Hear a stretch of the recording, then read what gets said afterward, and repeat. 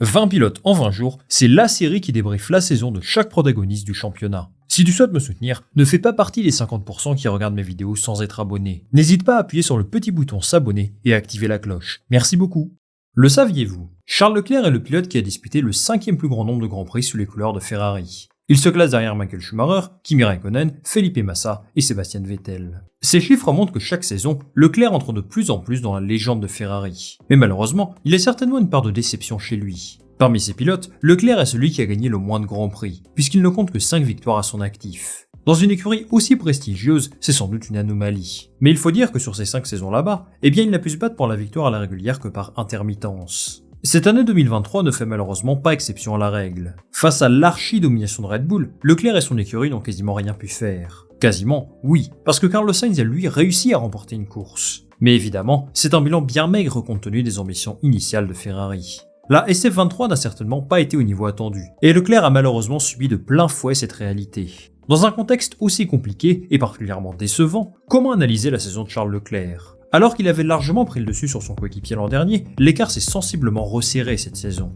Est-ce bien représentatif de la réalité ou seulement un trompe-l'œil? L'analyse de la saison de Charles Leclerc, ça commence tout de suite.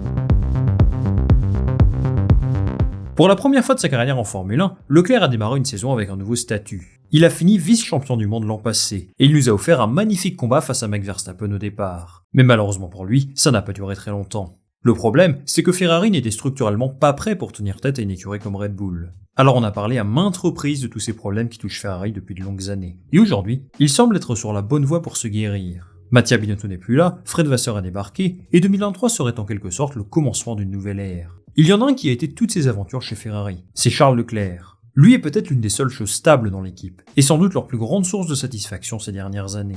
Leclerc est un pilote particulier. Tout le monde sait que c'est quelqu'un d'ultra talentueux, mais on a l'impression qu'il lui manque toujours quelque chose pour se hisser au niveau de Max Verstappen. Il est extrêmement fort certains jours, mais capable de réaliser des bourdes absolument incompréhensibles d'autres fois.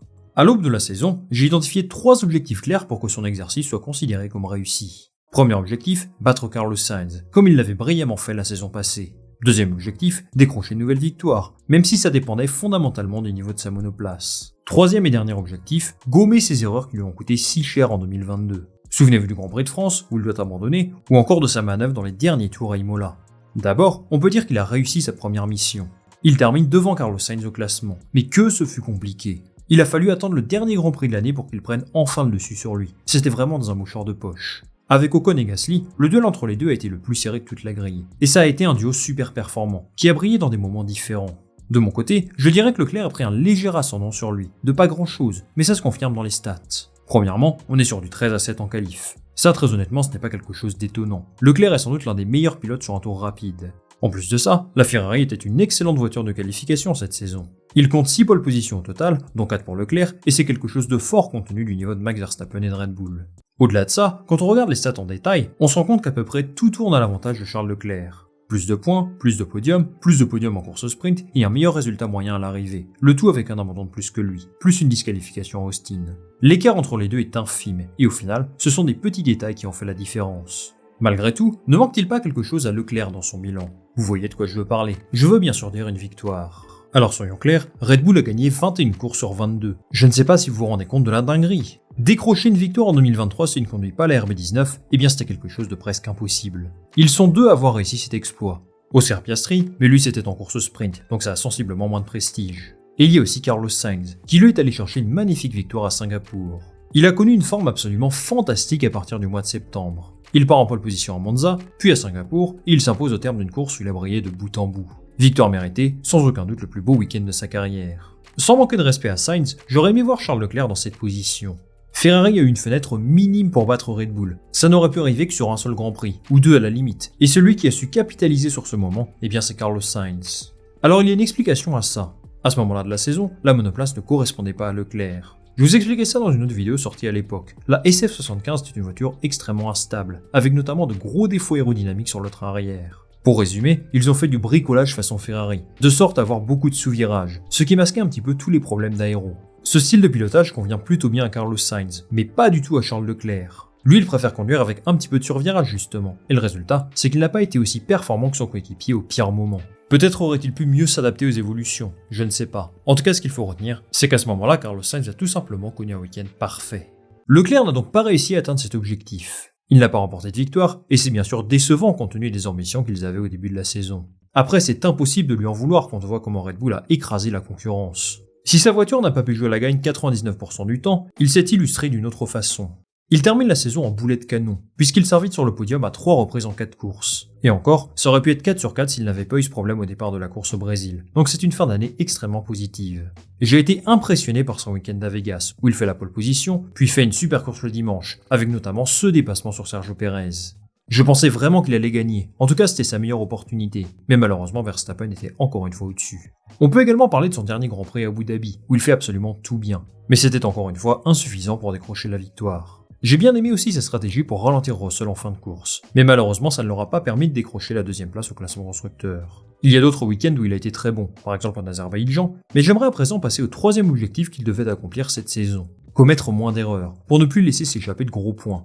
Le problème de Leclerc, c'est que ses accidents sont vraiment marquants. Je vous parlais de ceux qui sont produits en 2022 tout à l'heure, mais on pourrait aussi citer la qualif de Monaco 2021 ou encore Bakou 2019. Alors je vais vous confier un secret dont je ne suis pas fier. Je suis le chat noir de Charles Leclerc. À chaque Grand Prix où j'ai été cette saison, il fait un week-end super mauvais. À Miami, il se crache en qualification, à Barcelone, il se fait éliminer en Q1, ce qui ne lui arrive absolument jamais, et à Zandvoort, il connaît un nouveau crash en qualification, puis une course totalement oubliée. Franchement, Charles, si tu m'écoutes, je suis désolé. Moi, je ne demandais qu'à voir une bonne performance de sa part. Tout ça pour dire que les erreurs de Charles Leclerc dont je vous parlais, je les ai vues de mes propres yeux cette saison. Je pense que c'est à Miami qu'il m'a le plus déçu. Zandvoort aussi, son week-end n'est pas fabuleux, puisqu'il part à la faute avec Piastri, et ça ruine son dimanche. Sa deuxième partie de saison est beaucoup mieux de ce point de vue-là. D'ailleurs, quand on regarde le classement des destructeurs, c'est-à-dire les pilotes qui ont causé le plus de dégâts à leurs écuries, Leclerc est au 10e rang, alors que son coéquipier est 2e. Bon, c'est un classement non officiel, alors prenez ça à la légère. Mais ce qu'on peut constater, c'est que les erreurs sont toujours là. On aimerait ne plus les voir, mais il y a quand même une légère progression. Leclerc a donc connu un exercice 2023 mi-figue mi-raisin. D'un côté, je trouve qu'il a certainement été l'un des meilleurs pilotes du plateau cette saison. Mais le potentiel limité de sa monoplace ne lui a pas permis de décrocher des moments aussi forts que l'an dernier. En fait, je considère 2023 comme une sorte de transition. Fred Vasseur commence tout juste à mettre en place son projet. Ça ne fait même pas un an qu'il est en fonction. Il lui reste donc énormément de travail pour restructurer cette écurie, qui s'est un petit peu perdue ces dernières saisons. La monoplace de 2023 est en quelque sorte l'héritage de plusieurs années de mauvais management. C'est à partir de l'an prochain qu'on devrait voir les premiers effets de cette révolution interne. Aujourd'hui, on ne sait pas si ce que met en place Fred Vasseur va fonctionner ou non, mais on pourra se forger un petit avis en 2024. Une chose qui est certaine en revanche, c'est que Charles Leclerc sera là. Et comme beaucoup d'autres pilotes, cette année sera déterminante pour la suite de sa carrière dans la discipline. Je vous rappelle qu'il est en fin de contrat en 2024 et qu'il y a eu des rumeurs de transfert dans d'autres écuries, Mercedes en particulier. Publiquement, son ambition est claire. Poursuivre l'aventure avec Ferrari le plus longtemps possible et décrocher des titres avec eux. Mais peut-on imaginer un scénario où Leclerc décide de quitter l'écurie ? Eh bien ça va dépendre de plusieurs facteurs. En premier lieu, la disponibilité dans les autres équipes.